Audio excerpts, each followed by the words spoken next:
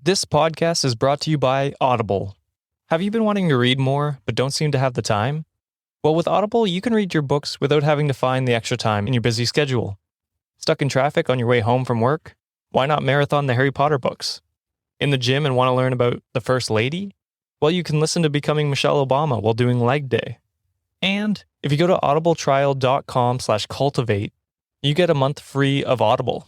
That includes 1 credit that you can trade in for any audiobook of your choice, access to thousands of audiobooks free to listen to with your account, and best of all, you have access to all of your favorite podcasts in the app as well. So be sure to go to my link, audibletrial.com/cultivate.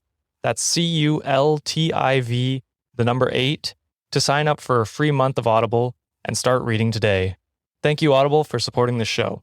We are Cultivate. Cultivate. We are Cultivate.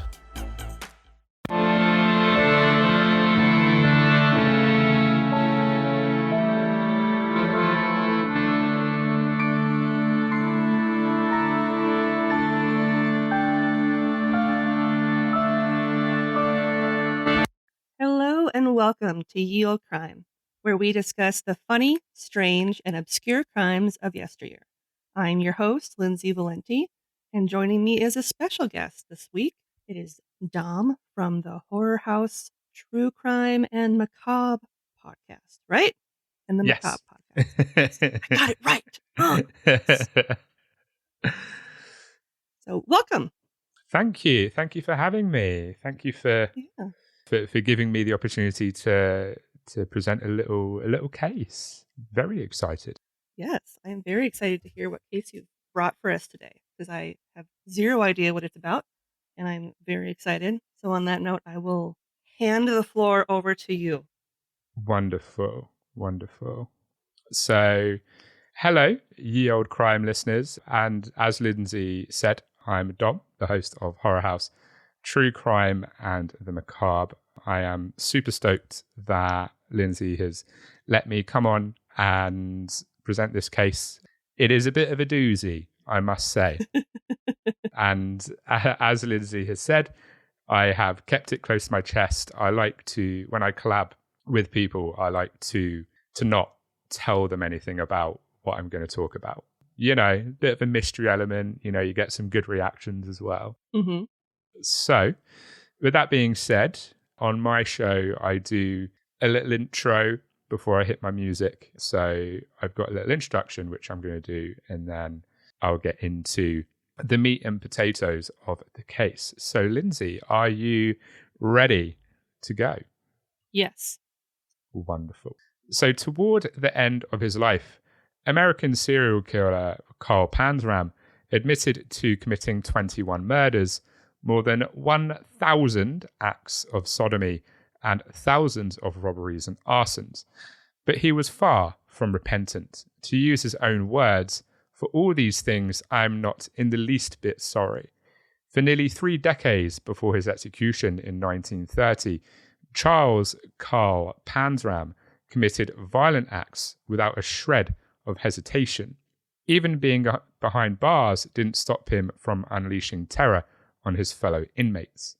When he was sent to prison ahead of his hanging, he assured the warden that he'd kill the first man who bothered him. And that's exactly what he did. But before the authorities could sentence Panzram to death, he embarked on one of the most chilling criminal careers in history. This is the case of Carl Panzram. Have you heard of this man, Lindsay? I have not. Oh, I feel like I'm in for a treat. You are in for something. Yeah, this guy's something else. So let's dive in to our man, Carl Panzram. So criminologists often blame Carl Panzram's sadistic behavior on his troubled upbringing, which was full of constant neglect and severe abuse. Good start. Starting off strong. Yes, it is the classic serial killer upbringing. Mm-hmm. Neglect and abuse. So, born in June 1891, Panzram was the son of East Prussian immigrants Johann Gottlieb Panzram and Matilda Elizabeth Lizzie, also anglicized as Baldwin, or Baldwin Panzram, and was born into a big family in East Grand Forks, Minnesota, with 8 siblings. Yes, 8 siblings, which is a lot of siblings. Mm-hmm. Like many middle children in that family. They're basically all middle children at that point. Yeah, exactly. Yeah. With 8 siblings, he grew up on his family's farm. He was forced to work on his parents' farm when he was a child. Truancy regulations were enacted during his childhood, requiring parents to send their children to school. Panzram's parents were dissatisfied with their children's attendance at school during the day and forced them to labor in the fields at night, which is only fair, right? Oh, yeah. You're getting an education. Fair. Night work on the farm for you. It's like, yep. What? That's madness. Panzram later revealed that as a child, he would only get 2 hours of sleep before having to get up for school, and then obviously having to labor in the fields at night. So, yikes. That's not enough sleep. No. Like, I can barely function on 8 hours sleep. Like, and I don't even average 8 hours sleep. I probably average like 5. So 2 is, that's not enough sleep. And then you've got a whole day at school. And then your parents are like, yeah, you've got to also labor in the field at night, by the way. It's like, these kids are just like walking zombies at this point. Good grief. Yeah. Totally. If that wasn't good enough, this is a doozy, this bit. So if the 2 hours of sleep and then having to go to school all day and labor in the fields at night wasn't bad enough, at home, punishments would range from being chained to being starved. Nice. As one does. You know, parents of the year, bloody, you know, I shouldn't laugh because it's not funny. But still, that's insane. That's rough. Yeah, that is no good. No good. No happy children in the Panzram household by the sounds of this. No. So, not quite sure that is particularly good parenting methods. I'm not a parent myself, but I could quite confidently say probably not ideal. Little problematic, but yeah, not quite sure this is particularly good parenting methods. But who am I to judge parents in the late 1800s / early 1900s, right? So Panzram later said that he felt from a young age that he was not liked by other children. By the age of 5 or 6, he was a liar and thief, and claimed that he became meaner as he grew older. Panzram was charged with being drunk and rowdy in a juvenile court in 1899. He was arrested and imprisoned in 1903 when he was 11 years old for being drunk and incorrigible, which was a phrase used when holding minors. He was 7 when he was in juvenile court in 1899 for being drunk and rowdy at 7. I can't picture that. I mean, it's kind of funny to picture a drunk 7-year-old, but at the same time, it's like, what? Like, that's insane. How has he got?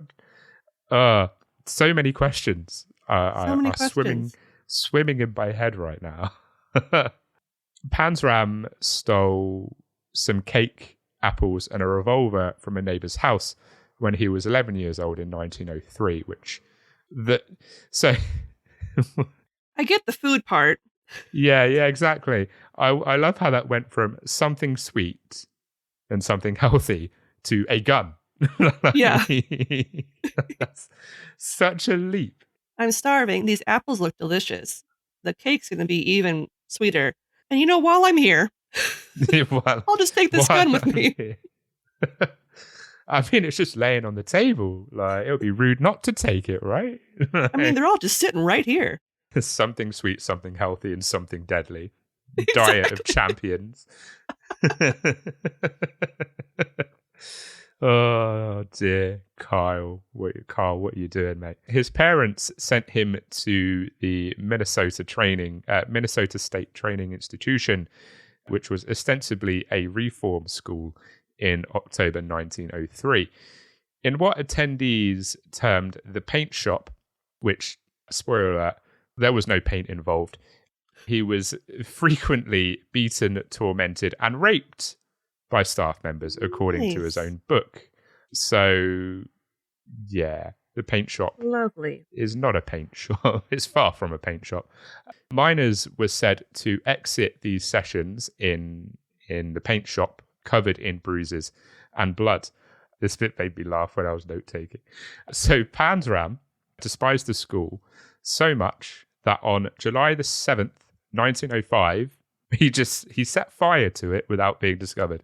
He was just like, I hate this school, so I'm just going to burn it to the ground. I mean, I'm not an arsonist, and honestly, you probably shouldn't set fire to buildings. I'm just going to put it out there. But a big old but, I can understand why he set fire to it. Though saying that, just don't set fire to buildings. Plus, I have no idea if he did so while people were inside. It didn't say. Yeah. It's like, we don't condone arson on this show, but I can see why you'd want to burn down this school. I mean... Yeah, I understand. I agree that there were probably different avenues he could have taken rather than just straight up burning it to the ground. But I get it. I get it, Carl. I get it, buddy. I understand the sentiment. I, too, have often wanted to burn buildings to the ground, but have yet to actually act on said exactly. It's like when people go to work and they're just like, damn, the building's still standing. It's still here. It's still here. I just want a day off, goddamn. So Panzram was released from Red Wing Training School in January 1906, where he had been incarcerated after stealing money from his mother's pocketbook. He was an alcoholic by his teens, and he was frequently in trouble with the law, typically for burglary and theft. At the age of 14, he ran away from home and became a hobo a few weeks after receiving his parole, and 2 weeks after attempting to murder a Lutheran pastor with a handgun. That escalated quickly. All right. Yeah. I know. He's just like, so I'm just going to steal some money from mum's pocketbook. And, I'm just going to... Steal my drinking habit, probably. Yeah, exactly. I'm just going to use it to fund my alcoholism. And I'm just going to do some burglaries, do some thefts, and then I'm just going to run away from home. But I'm also going to shoot a Lutheran pastor with a handgun, just to change it up a little bit. As one does. We've all been there. I relate to you, Mr. Panzram. I too have wanted to murder a Lutheran pastor.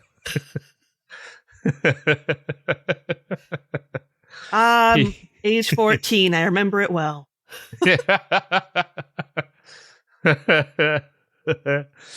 Oh dear. He often travelled via train cars, during which he claimed to have been gang raped by a group of hobos aboard a train. Yikes. Yeah. that also escalated even further. Yeah. Oof. So not an ideal early life for old Carl Panzram. Pretty grim. Pretty upbringing. bad. Yes, pretty bad. I can't say that I would have liked that upbringing, I'll be honest. So yeah, not great. But maybe he can turn things around, right? Maybe he can make something positive of himself. Maybe he can ride the rails to the big city and make something of himself. maybe he can chase the American dream in New York or in another big city. Yep. The answer to that is no. I was going to say, I don't think the story ends here. So a big fat no on that one, as you may have guessed. Panzram stated after escaping from a Montana State reform school, he and an inmate called Jimmy Benton committed a series of thefts, robberies, and arsons across the Midwest until they split up. Panzram enrolled in the United States Army in 1907 at the age of 15 after getting intoxicated in a Montana tavern. I don't know how that ends with you enrolling in the United States Army, but okay. At 15. I know. Can you imagine? Just like, how did your night go? Oh, it was wild. I woke up and I was in the United States Army. I just don't know. It's like, that must have been a really rough-looking 15-year-old if he passed as old enough to be able to enlist in the Army. Right. Like, what kind of rough life did you lead, kid? Man had those eye bags at the age of 15. Grey hair, wrinkles, like crow's feet. He had the lot. He was convicted of larceny shortly after and spent a jail sentence at the United States disciplinary barracks at Fort Leavenworth from April the 20th, 1908 to April the 20th, 1910. His sentence was approved by U.S. Secretary of War William Howard Taft. Panzram would later claim that any goodness he had was stamped out during his time at Leavenworth.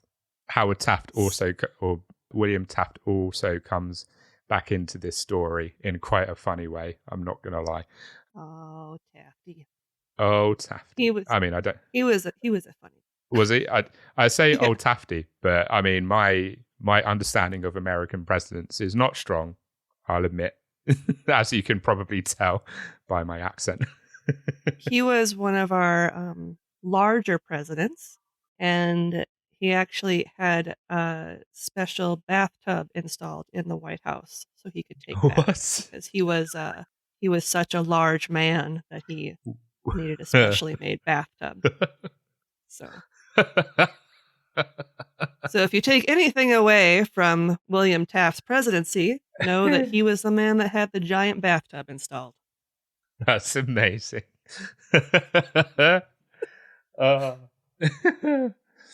Oh dear. That's actually made my evening. Oh my goodness me. Man needed a system to get himself into a bath.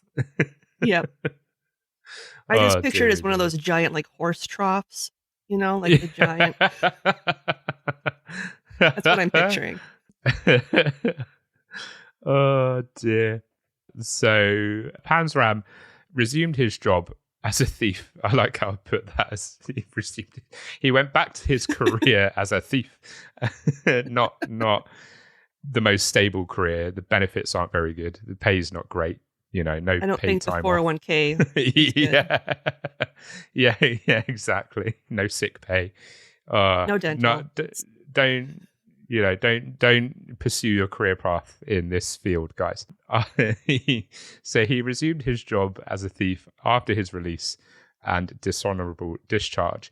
He was caught and imprisoned several times for stealing items ranging from bicycles to yachts, even. Wow. That's quite a wide spectrum of things. Yeah. Stealing bicycles to just a whole goddamn yacht. How do you steal a yacht and expect to get away with it? It's a fucking boat. It's a massive boat. I just picture him like riding onto the yacht with his stolen bicycle, and then he like pulls up the plank or whatever, and he's like, "This is mine now." Toot toot, and then just kind of like rides away. The boat.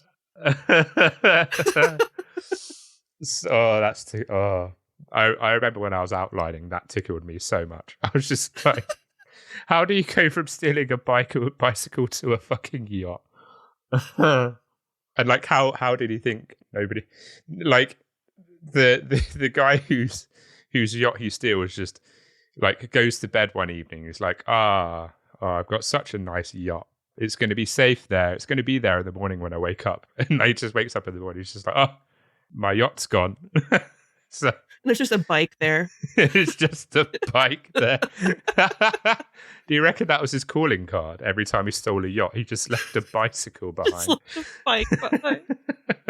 I don't know where my yacht went, but there's this random bike here. Oh dear.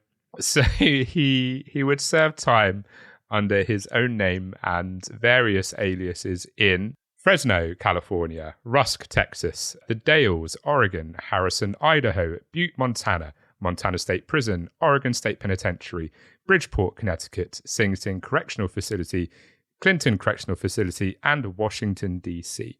I don't know about all the other ones, but I know Sing Sing was not a place you wanted to end up. No, I've heard plenty of horror story about Sing Sing. Yeah. That's a lot of prisons. Yeah, and that's a wide spread of the U.S. too. Like, I know, man just wanted to travel. So it was just, I just want to travel, and this is the most convenient way to do so. I get meals, I get a bed, like it's all good. Yep. Oh dear. So Panzram would routinely assault cops and refuse to obey their commands while jailed. Probably not a good idea. It's not going to really help you in getting out any recommend. sooner. No. Officers often retaliated by subjecting him to beatings and other forms of punishment. You would think after the first few he would have learned that it's not the best idea to do that, but you do you, Carl. You're doing great, sweetie. It just reminds me of that SpongeBob episode where like he's getting bullied and he gets like really like paranoid and like he sort of runs through town being like, he's coming to kick my butt, and then the camera just like pans to this old guy on a bench, and then like the citizens are just like, how many times do we have to teach you this lesson, old man? It just just I could just picture the officers just beating Panzram, being like, how many times do we have to teach you this lesson? Stop assaulting us, because you're just going to get beaten up. It's like, do you really think this is going to work? I think this is going to work out for you. Look, Carl, we've been through this before. I'm getting bored of this now. My baton can only dish out so much punishment. Yep. So in his autobiography, Panzram wrote that he was rage personified and that he would often rape men whom he had robbed. Oof. Yeah, right. All right, Carl. He was known for his massive stature and physical strength, which benefited him in overcoming most men he encountered, thanks to years of hard labor at Leavenworth and other institutions.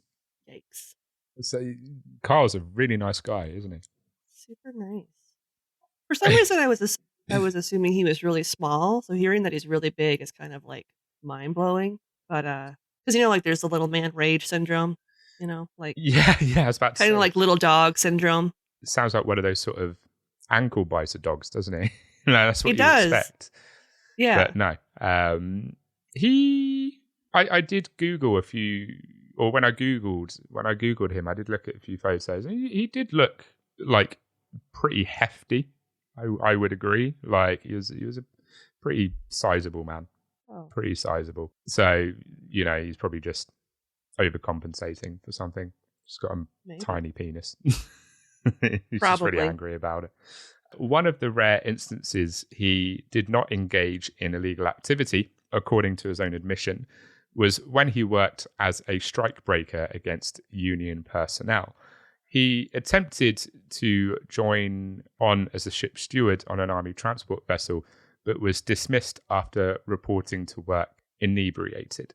Don't report to work inebriated, man. Again, Don't. Carl. Again, Like, Carl. think this through. Make good choices.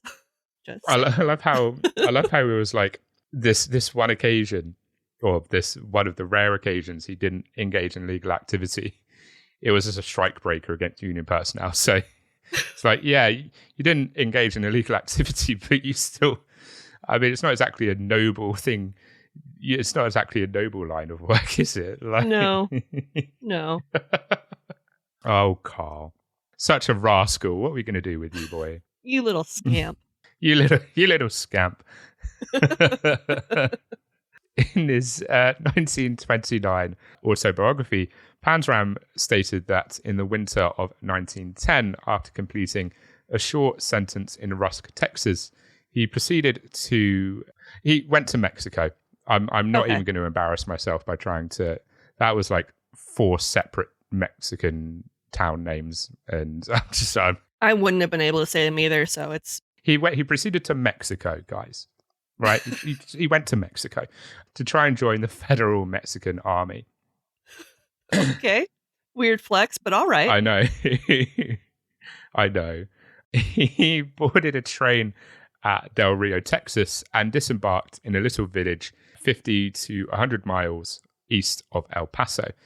He later claimed to have kidnapped, attacked, kicked, and strangled a man about a mile outside of town, then stole $35, which in 2022 money was $1,664.50. Wow. Holy inflation, Batman. Wow. That's mad. That's such a mad difference in value. $35 in 1910. Wowzer. So Panzram, using the identity of Jefferson Davis, which is such a random one to go with. I don't know why, but I don't know why I find it as random as I do. But I was just like, Carl Panzram, Jefferson Davis. Okay. Was arrested in Fresno, California in the summer of 1911 for stealing a bicycle. Yeah, the bicycle stealing is back. Man is back on his bicycle stealing. You never forget. You never forget how to ride as soon as you go on. Just get back on. That's it. He got back on his bike. He was given a 6-month sentence in county jail, but he managed to escape after 30 days. Fair play. Like, it was just like, yeah, I'm out in 30 days. And they're just like, no, you've got a 6-month sentence. And he's just like, no, I'm out in 30 days. I'm going to say no. I got more bikes to steal. I got places to go. He's like, so you say 6 months, but I'm going to say 30 days. Hear me out. So Panzram was arrested in the Dalles, Oregon. I'm fairly sure that's not pronounced Dales. It's spelled Dalles. So I think it's Dales, Oregon. Yeah, that sounds right. It sounds right. I'll go with that. I don't know either, if that makes you feel better. God damn. I was hoping that you might. We can be wrong together. It's fine. I have an excuse. I'm from the good old UK. I'm bad at geography. So. To be fair, I can't pronounce a lot of UK names, and I live in the country. So Panzram was arrested in the Dalles, Oregon in 1913 under the identity of Jack Allen for highway robbery, assault, and sodomy. After 2 to 3 months in prison, he escaped. He went by the alias of Jeff Davis while on the run. He was apprehended in Harrison, Idaho, but escaped county jail once more. Wasn't he already Jeffrey Davis? Didn't he use that one? Or no, it was Jefferson. It was Jefferson Davis, and now he just made it Jeffrey. Okay, right?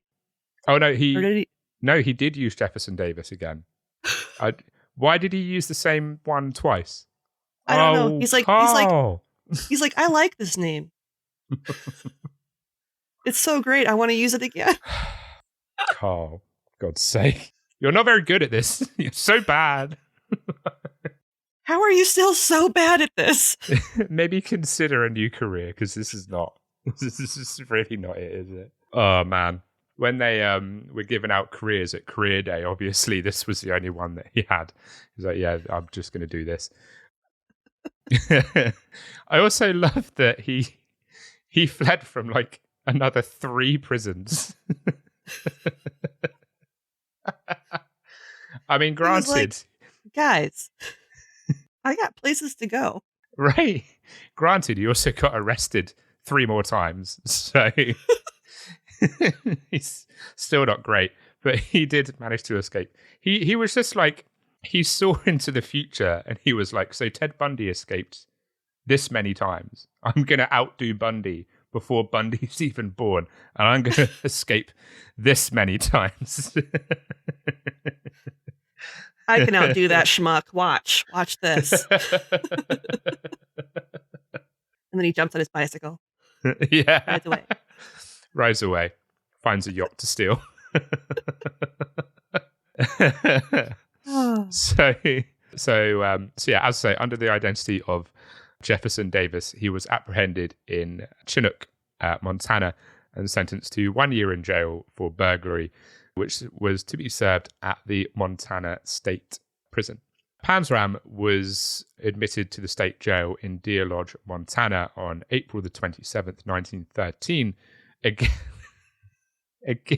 again under the alias Jefferson Davis.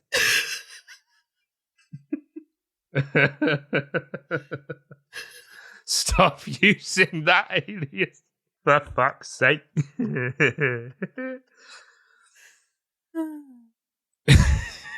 It's worked for you so well up until this point. Right. I just love that he keeps going back to Jefferson Davis. Like, what is it about the alias that he just loves so much? I don't get it. So on November the 13th, he managed to flee again. He was caught for burglary in Three Forks within a week, giving his name as Jeff Rhodes.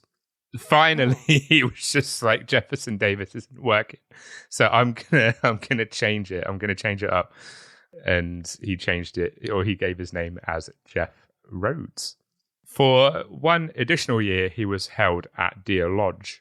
On March the 3rd, 1915, he was released, and on June the 1st, in Astoria, Oregon, Panzram broke into a home and was apprehended while attempting to sell some of the stolen things. This man is fire sale. Criminal. Would you like to buy this couch? What are you trying to sell the things that you stole? No. Jesus Christ. If I'm ever like, I'm not very good at my job, I'm just going to think of this guy and I'm going to be like, actually, no, I'm not that bad. At least I'm somewhat capable. But like at this point, I think Panzram was either just a shitty criminal, or he just like saw prisons and jails as like this just massive escape room. He was just like, I feel like go into here just to see if I can escape it, or both, maybe both. I don't know.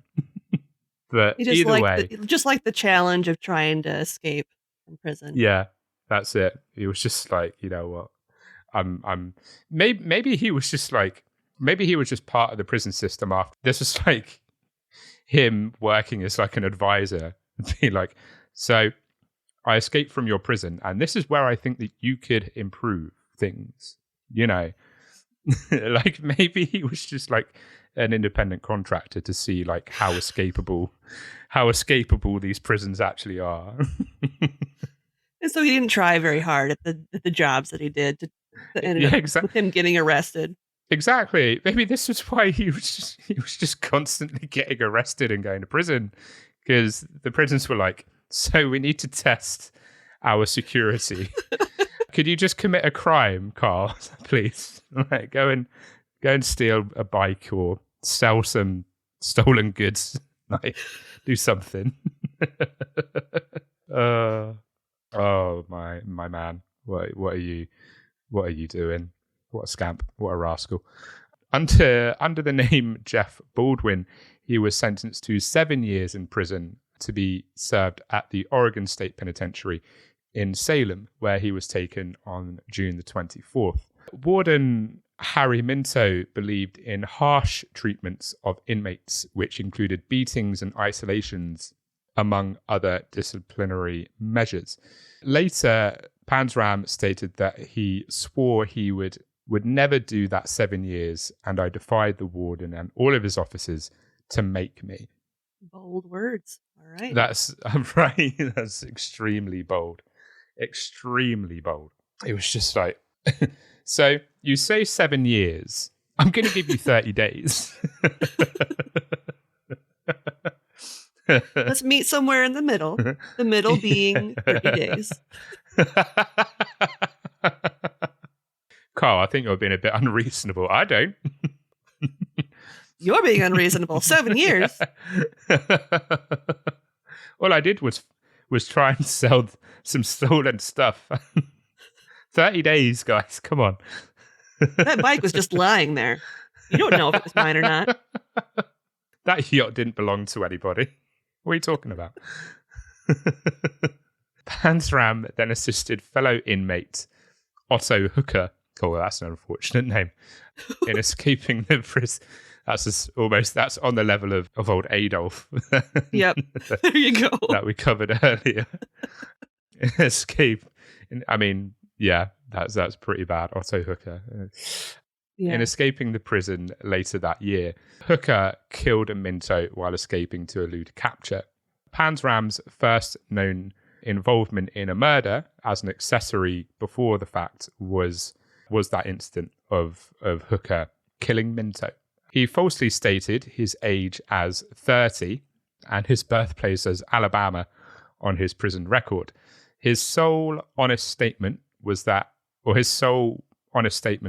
when he described himself as a thief. I don't know why you'd want to be born in Alabama. But I was about to say, right. I don't know why you would willingly change your place of birth to Alabama. Like, I just don't really understand that. There goes my listenership in Alabama. How dare you? Right. Please don't leave me, Alabamians. Alabamans. Alabamans. Before escaping on September the 18th, 1917, Panzram was reprimanded multiple times at Salem, including 61 days in solitary confinement. 61 days. Holy fuck. Wow. That's a lot. That's a lot of time in literally a box, like, essentially. Oh, God. That would drive me insane, I think. Well, and I'm imagining that back then, it would have just been kind of like a dark pit. Like, yeah. You know what I mean? Yeah. Probably, yikes. Yeah. Like, and obviously you're going to be in there like 24 hours as well, in a dark room with no light. Like, that sounds pretty bad. Like, I'm quite introverted anyway, and I'm quite happy with my own company, but I think that's a bit much even for me, not gonna lie. Yeah. I don't fancy it. That's a no from me, I'm afraid. No, that's a pass for me. Right. So he was recaptured and sent to prison after 2 shootouts in which he attempted to kill Chief Deputy Sheriff Joseph Frum. He escaped prison once more on May the 12th, 1918 by soaring through the bars of his cell and catching a freight train traveling east. He saw through the bars of his cell. What did he saw through the bars of his cell with? I know, I was just like... How did he get a saw? I have so many questions. Did he have one of those, like, cakes? You know how they would, like, bake a file into, like, a cake in, like, old cartoons? Oh, They maybe. would send, like, a cake to somebody with, like, a file. They would, like, file down the bars of the... Maybe. I mean, like, I'm thinking there must have been some contraband, like, involved. Or, soaring like, through the bars. or if he was doing, like, hard labor or something outside, he just, like, brought the saw in with him, snuck it down his pants or something. Maybe. It's a risky game to play. I'll admit. It's also risky to put a saw in the hands of prisoners. Yes. So that might have been a stretch. But there's so many questions right now. To modify his appearance, he would change his name to John O'Leary and would shave off his mustache. He would also never go back to the Northwest. I don't think changing your name and just shaving off your mustache is going to do a lot. No, but I think avoiding the Northwest is probably a good idea, considering you've been in yes. a good chunk of the prisons in that pocket of the country. Yeah. I mean, at this point, it's like, what prison has he not been in the exactly. Northwest? He would allegedly arrive in New York City and obtained a seaman identification card and proceeded to Panama on the steamship James S. Whitney. He attempted to hijack a small boat with the assistance of a drunken sailor who killed everyone on board before being apprehended. Woof. All right. Yeah. Don't know if that was like, maybe, I don't know if killing everyone on board is probably a good move. Yeah, especially if you're Panzram's literally right. Panzram's just like, well, I just wanted to steal the boat. You didn't need to shoot everybody. For fuck's sake. Now I'm going to have to change my name again. I'm going to have to do this. I'm going to be put in jail again. God damn you, Dave. He probably wasn't called Dave, but still, fuck's sake, Dave. Now I'm going to have to grow my mustache again. Right, yeah, exactly. Great. He's just like, God damn it. I literally shaved my mustache yesterday. Fuck. So Panzram went to Peru to work in a copper mine while he was still free. He went on to Chile, Port Arthur, Texas, London, Edinburgh, Paris, and Hamburg following that. So, you know, I mean, I'm kind of jealous how much traveling this guy did. Like, yeah, no fucking kidding. Going everywhere. Like, holy hell, he's living a better life than me. Seen more of the world than I have. Right. Fuck's sake. I'm obviously in the wrong career path. Screw the podcast. I'm going to become a criminal. I'm not. I'm not going to be. Don't take Bike that. thief. Don't. You heard it here first. Bike thief. Right. Someone's gonna soundbite that. Oh dear. So he robbed a bank in Newport, Rhode Island in 1920. Also in 1920, Panzram broke into the William H. Taft Mansion in New Haven, Connecticut, where obviously William Howard Taft, the former president of the United States, lived. But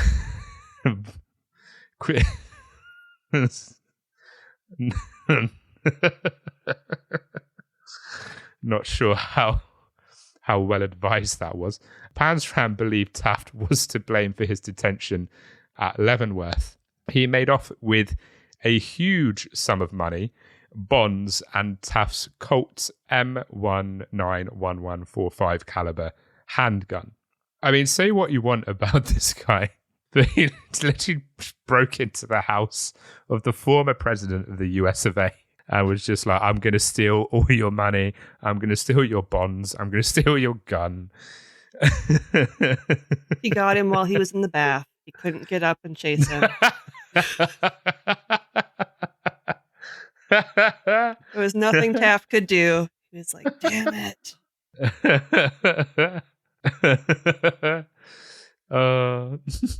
Please don't steal anything. I'm in the bath. That sounds like a you problem, Taft. Sorry, mate.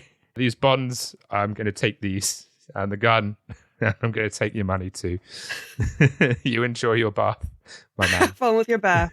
Don't stay too long. Don't get too pruny. I'll go and get your rubber duck. I'll throw that in there. So Panzram embarked on an 8-year murder spree that covered many countries. He would buy the Akista yacht with the money that he stole from Taft. He also enticed sailors away from New York City taverns, got them drunk, raped them, and then shot them with Taft's revolver and dumped their bodies at Execution Rock's lighthouse in Long Island Sound. Wow, that escalated real quick. Yeah, that went from like 0 to 11, didn't it? I have this boat. Why don't you come on my boat? It's nice here. I'll take us to the lighthouse. Nothing bad will happen. Believe me, nothing bad will happen. Nothing. Why is there so much blood here? Don't worry about it. Don't worry about it. Oh dear. He claimed to have killed 10 men. The sailor murders ended only after the Akista ran aground and sank near Atlantic City, during which his last 2 potential victims escaped to parts unknown. On October the 26th, 1920, Panzram, using the pseudonym John O'Leary, was arrested in Stamford, Connecticut for burglary and possession of a loaded handgun. He went back to the O'Leary one. He did. He did go back to the O'Leary one. Obviously, he finally realized that fucking Jefferson Davis, Jefferson Starship, Jefferson Airplane, whatever one it was doing him absolutely no favors whatsoever. I mean, that's what you get for using the same pseudonym like 5 times in states that are adjacent to one another. So not the smartest move on your part. He wasn't good with geography either, apparently. No, he was not. So yeah, he would serve 6 months in jail in Bridgeport, Connecticut in 1921. So Panzram boarded a ship bound for southern Africa and arrived in Luanda, the colonial Portuguese capital of Angola. Panzram was the foreman of an oil rig in Angola in 1921, which he later burned down out of spite. That is such a Carl move. I know. Oh, classic Panzram. Classic Carl. Classic I hate Carl. School and I hate oil rigs. Like, I would love to know, like, what was this spite out of? Did you just not like the oil rig? He's just like, I hate this fucking oil rig. I'm gonna burn it to the ground. I hate that I'm making an honest living of myself. Finally, I want to steal bikes again. I can't with this man, honestly. So later, he stated that while in Angola, he raped and murdered an 11-year-old boy. Oh, yeah, that's not good. That's not cool. That's not cool. Everything is not cool about Carl Panzram. I mean, it's all bad, but it's all the kid bad. stuff, not. That's a whole new level. Stuff, not good. Yeah, the kid stuff is not good. So in his confession, and this will entirely change your mind about Carl Panzram. You're going to love him after this quote. In his confession to this murder, he would write, and I quote, "His brains were coming out of his ears when I left him, and he will never be any deader. Just going to let that hang. Very, very poetic. Right? He's such a way with words. An absolute wordsmith was Carl Panzram. Like, good grief. Good grief. He also claimed that he hired a boat with 6 rowers, proceeded to shoot the rowers with a Luger pistol, and then threw their bodies to the crocodiles. Okay. Yeah. Who's going to row your boat, Carl? Exactly. Exactly. Like he just sort of throws them overboard into the crocodiles. Then he's like, yeah. I forgot. Think this one through. Yeah. He's just like, I needed them to row the boat.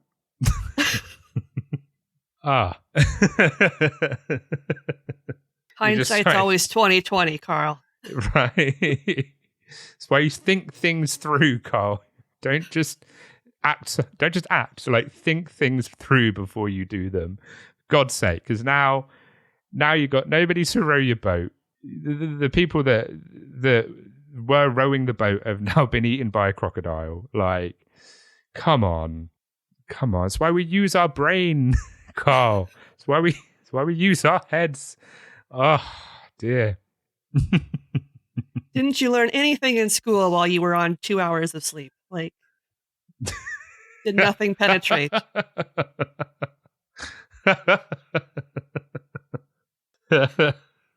How come you didn't fit any study time in your early childhood? Carl's like, mate, I slept for 2 hours, went to school all day, and then was forced labor on the fucking farm. It's like, so you should have fitted in some book learning. At least learn cause and effect, Carl. Right.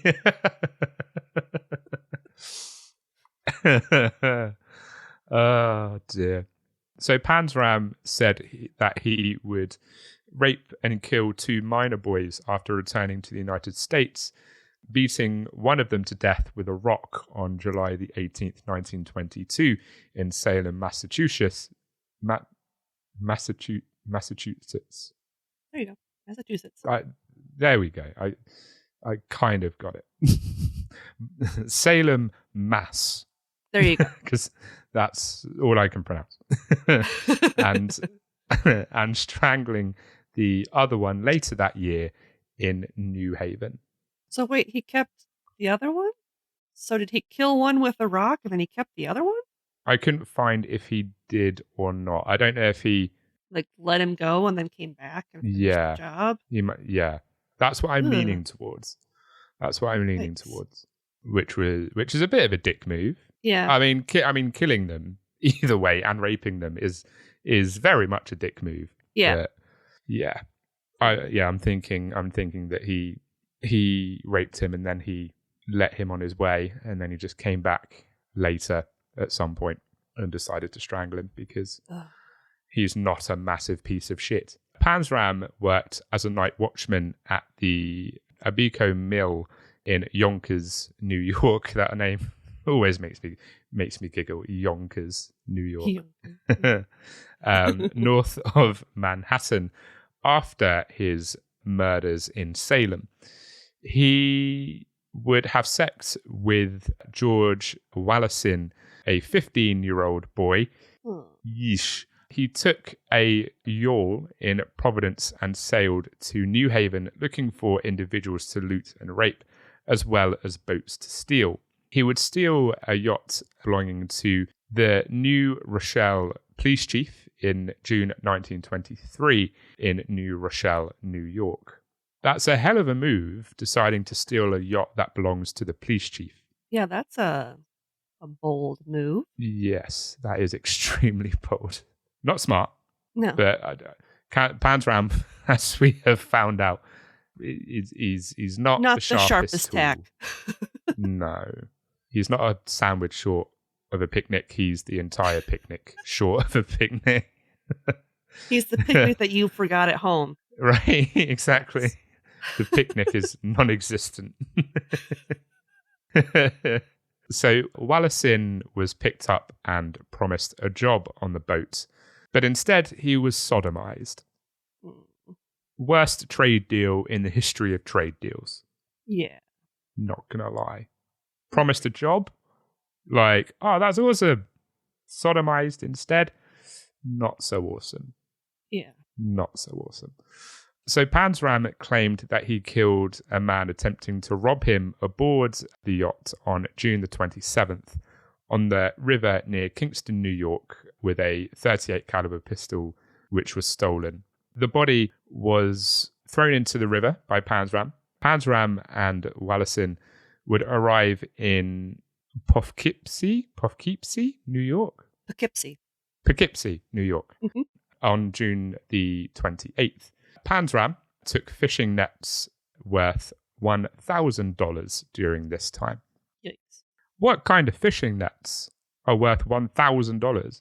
What are these fishing nets made out of? I was going to say, are they woven from like unicorn hair or? What?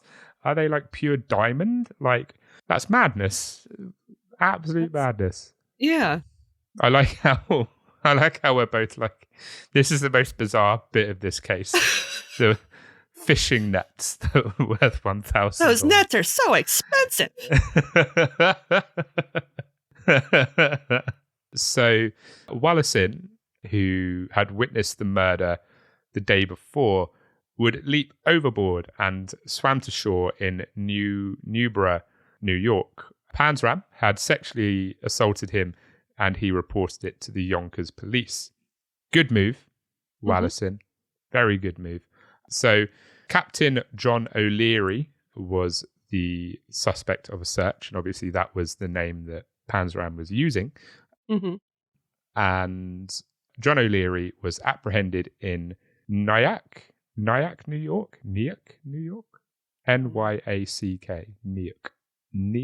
I'm going to go with Nyack. Nyack, New York on June the 29th. Panzram attempted to flee from prison on July the 9th. In exchange for bail money, he would then defraud his lawyer by giving him possession of a stolen boat. Panzram failed. Right. Solid payment. Solid tactic there from Panzram. Just defraud your lawyer. Panzram failed to appear in court, and the boat was seized by government officers. On August the 26th, O'Leary, Panzram, was arrested in Larchmont, New York, after breaking into a train depot. 3 days later, on August the 29th, O'Leary/Panzram was cleared as a suspect in the stabbing death of Dorothy Kaufman in Greenboro, New York, which was committed a month prior. However, he was given a 5-year jail sentence for his other crimes. He confessed to using the pseudonym Jeff Baldwin, and that he was sought in Oregon while in county jail. Panzram was incarcerated as inmate number 33379 in Clinton Prison in Dannemora, New York in October. He was released in July 1928, and that summer in Baltimore, Maryland, he allegedly committed another murder. Stop murdering people. Panzram. Yeah. Just stick to the yachts and the bikes that you're used to. Just stick to... Just stick to theft. I appreciate the... I don't know if the intentional... Or I don't know if the TLC reference was intentional or unintentional, but I appreciate it either way.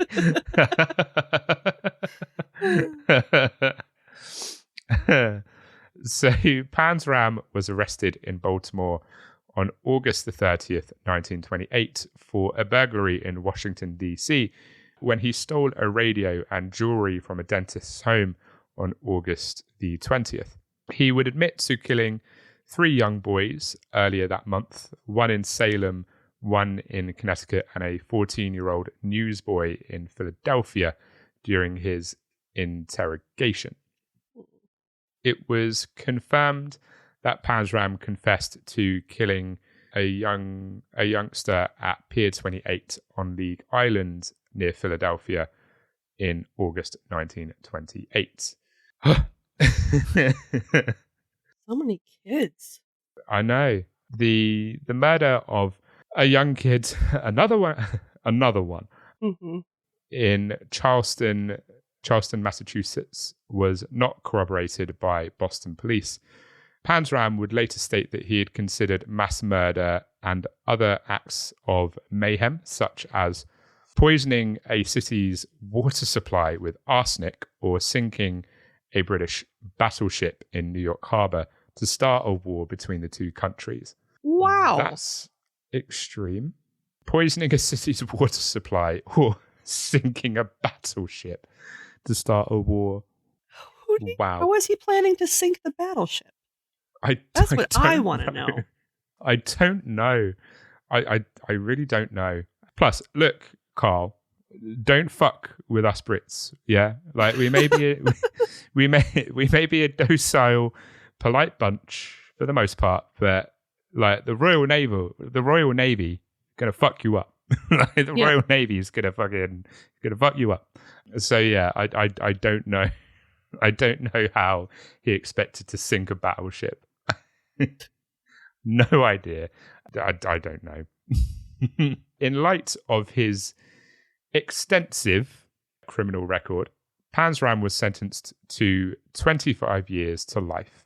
Upon arriving at Leavenworth Federal Penitentiary, he would warn the warden, "I'll kill the first man that bothers me."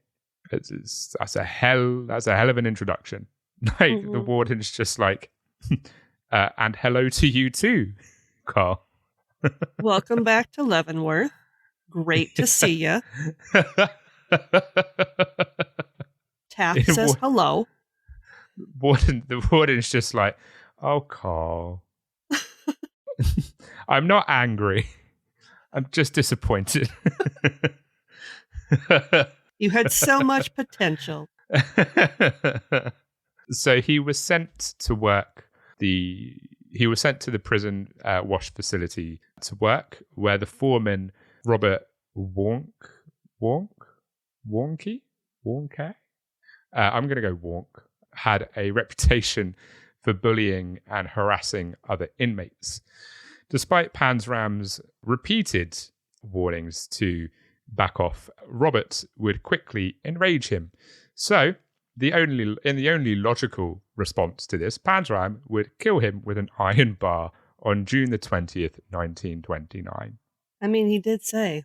I mean, that is a fair point. He did give him repeated warnings to just back the fuck off. Otherwise, you see this? Yeah. You see this iron bar? You see this iron bar right here? Yeah. And don't be a bully, especially to inmates. Oh yeah, life lesson. You would think that like convicted criminals would be the last people that you bully. Yeah. This is a great idea. Yeah, exactly. Nothing bad's going to happen to me. This man killed 40 people, but I think I can have him. No. No. I've got this. My friend, that is a extremely bad idea. He was found guilty and given the death penalty. He refused to let his sentence be appealed, and he would say in response to offers from death sentence opponents and human rights campaigners who tried to intervene, I quote, "The only thanks you and your kind will ever get from me for your efforts on my behalf is that I wish you all had one neck and that I had my hands on it." Wow. Like, slap that on a t-shirt. Right? Damn. Right. I'm going to put that on a t-shirt and release it as merch. It just has to have like one big hand on it. What giant hand? the quote inside the hand. There you go. Like, like fuck Panzram, show a little fucking appreciation. Like, they were trying to get you off the fucking death penalty. Like, literally, they were campaigning to intervene on your behalf. And he was but like, you were nope. just like, Nope. yeah. He was just like, I mean, thanks, but I want to strangle all of you. It's just like, what? He's like, thanks, but I kind of want to kill all of you right now. I just like, even though you're a piece of shit, people were trying to help you. That's just rude. That's just rude. Carl, it's just rude, my man. Have some manners. Like, you can unnecessary. You can at least thank them, not just be like, "Fuck you, I'm gonna kill you."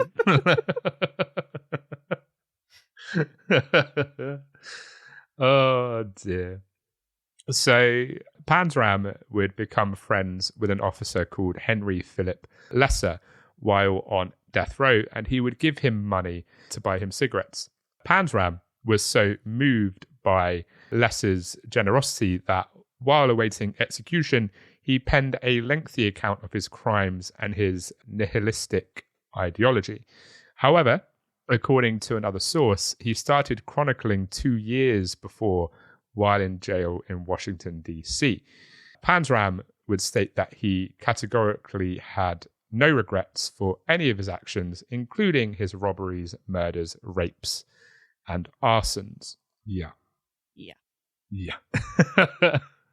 Like, but thanks for the cigarettes. But thanks for this. Appreciate you. God damn it, I asked for Marlboros. These are Marlboro lights. God damn it. God damn it, Philip. What the shit? What the shit? Give me your neck so I can strangle it. Lean over closer this way. I mean, I understand one arson that he committed, and that was burning down the school. Other than that, I can't really vibe with Panzram. Like, no. Can't really vibe. So he released a straightforward statement, quote, "In my lifetime, I have murdered 21 human beings and have committed thousands of burglaries, robberies, larcenies, arsons, and last but not least, I have committed sodomy on more than 1,000 male human beings. For all of these things, I am not in the least bit sorry." What a guy. Absolute pillar of the community. It's real salt of the earth chap. Right? Like, fucking hell. Just made his mother proud. Right? You know, Carl Panzram, the guy that you would want to have a drink with. Mm-hmm. Jesus Christ. September the 5th, 1930, Panzram was sentenced to death by hanging. He allegedly spat in the face of the executioner as officers sought to throw a customary black hood over his head. And when asked for any last words, he responded, "Yes, hurry it up, you Hoosier bastard. I could kill a dozen men while you're screwing around." Holy shit. Wow. Carl. Right. What a dick. They're just trying to put a fucking black hood over your head, mate. It's a bit much. Like, no one wants to see your eyes pop out of your head when you hang. That's why the bag's there. The executioner was literally just like, "I'm just trying to do my job, man." Yeah. Like, my feelings are a little bit hurt, Carl. I'm not gonna lie, mate. Carl is like the original Karen. Yeah, he is.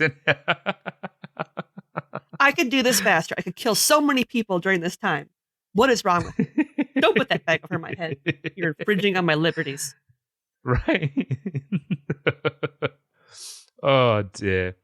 What last words though? Holy crap.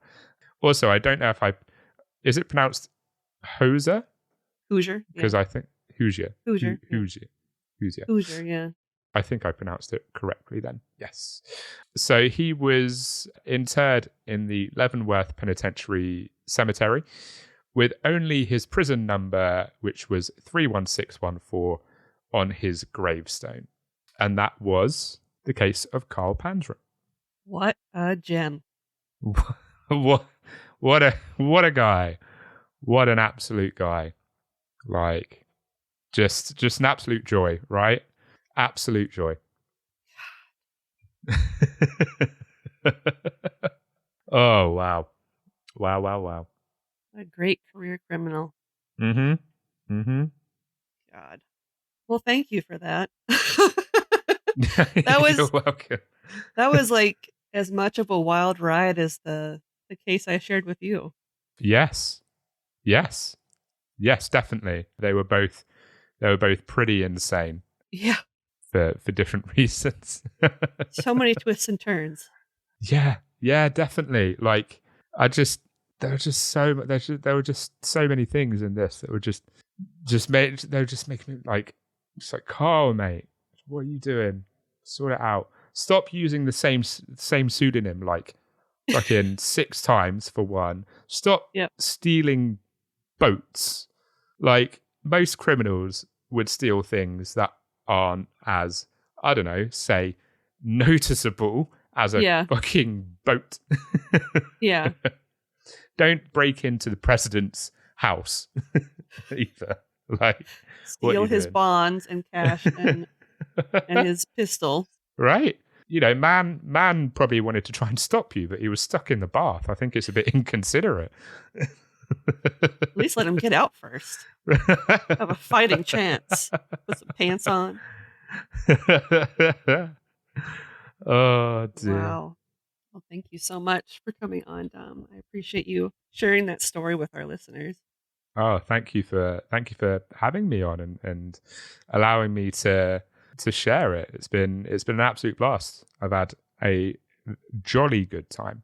Well, hello. I'm Dom, and I'm the host of Horror House, True Crime and the Macabre. Horror House, True Crime and the Macabre is a delectable delight of true crime and the macabre, sprinkled with just the right amount of that dry British humour. Horror House can be found anywhere that you listen to podcasts and is on Instagram and Twitter at horrorhouse_pod and on Facebook at horrorhousepod. Episodes are released weekly on a Friday or as weekly as studying full-time and working part-time allows. So why don't you make a brew and come join me as I weave tales of horror and discomfort. Until next time, stay spooky.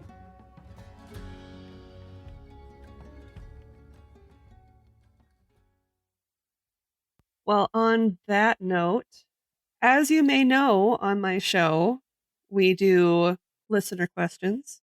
So I'm going to ask you a listener question. So Alex, our friend Alex from the Weird Distractions podcast, wants to know, if you could bitch slap a murderer that you've discussed on your show, who would it be and why? Oh, I've got so. I mean, I know I haven't done a lot of the big hitters, but I've got a few that I would gladly bitch slap or drop kick or just, I don't know, just do many things to. Oh, that's a good question.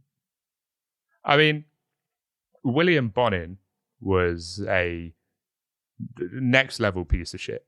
I don't know if you're familiar with Bonin, but he was something. He was something. Randy Kraft was also a massive piece of shit. I mean, even Jerry Brudos was like horrendous. Oh man, if I had to pick one, good grief. I know, it's kind of a hard question. It's a toss-up between Bonin and Kraft, I think.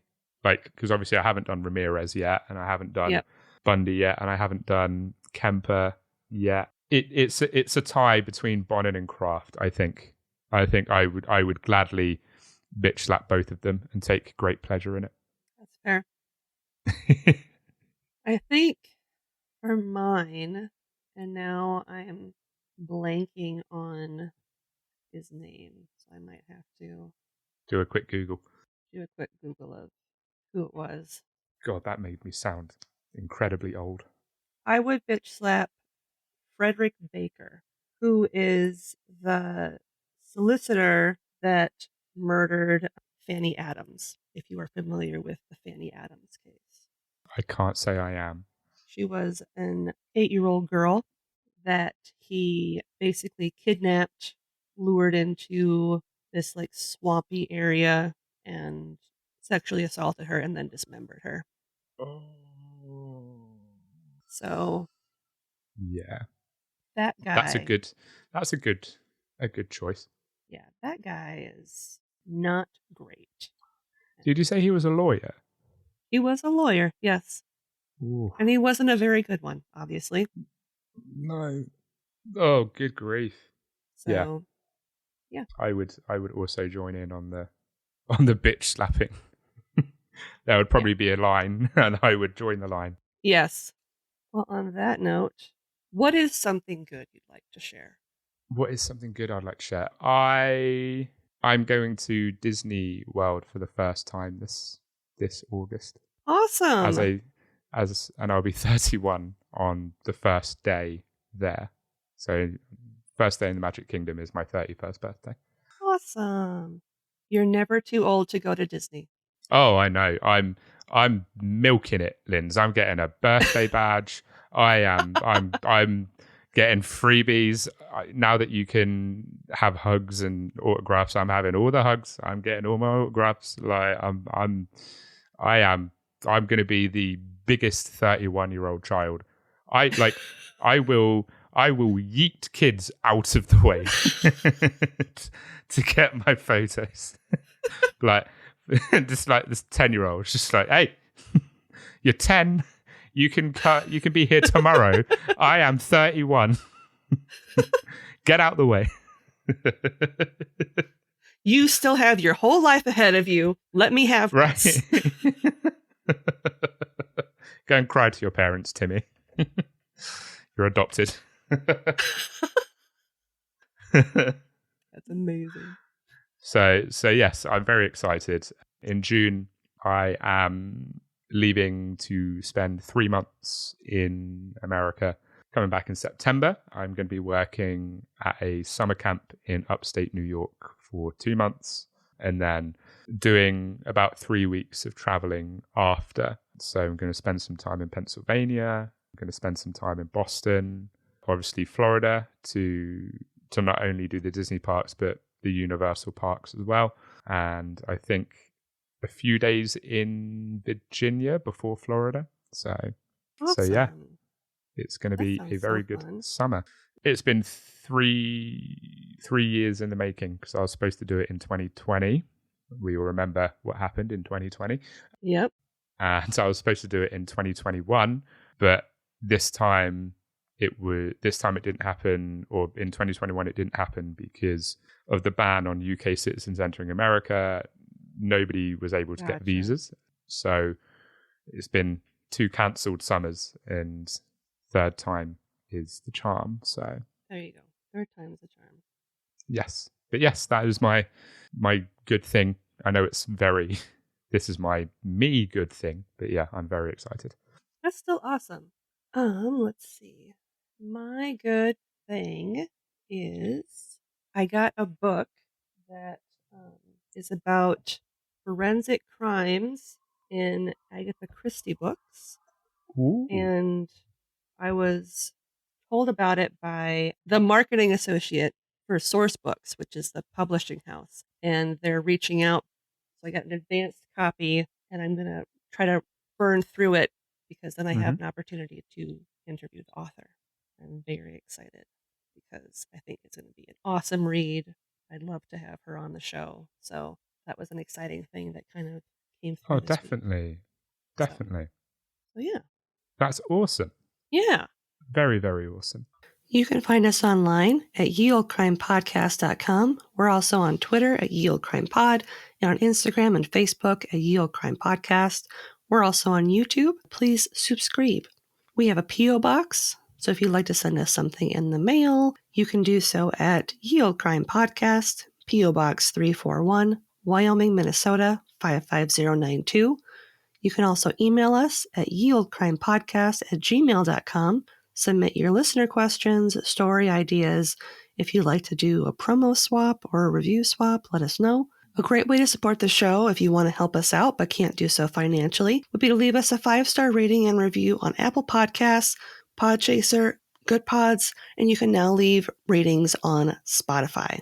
This week's 5-star review comes from Apple Podcasts from Boozed and Confused Podcast, and they say, hysterical and informative. Who knew historical crime could be so entertaining and interesting? Lindsay and Madison have perfected a new take on crime and absolutely kill it each week. Boozed and Confused, Carol Ann.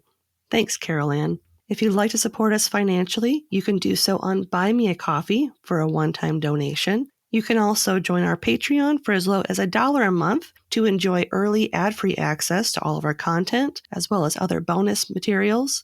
And if you'd like to support the show by rocking some merch, head on over to our TeePublic shop where you can purchase some of our swag. And the next sale will actually be starting today, and it will go through Sunday. So you can enjoy $14 tees, and everything else will be 35% off. Last but not least, we have a special giveaway going on this month. So if you head on over to the show notes, there will be a link for you to enter our May giveaway, and you will have not 1, not 2, not 3, not 4, but 5 opportunities to enter to win one of our prize packs that include 25 winners will receive a fun sticker pack and a personalized thank you card. 5 winners will receive the sticker pack, thank you card, and a mug. And our top prize winner will receive the sticker pack, thank you card, mug, a limited edition enamel pin, and an art print signed by myself and Madison. May the odds be ever in your favor. Well, on that note, as always, I'm Lindsay. And I'm Dom. And I'll see you next time with another tale. As old as crime? Yes. Yes! Awesome.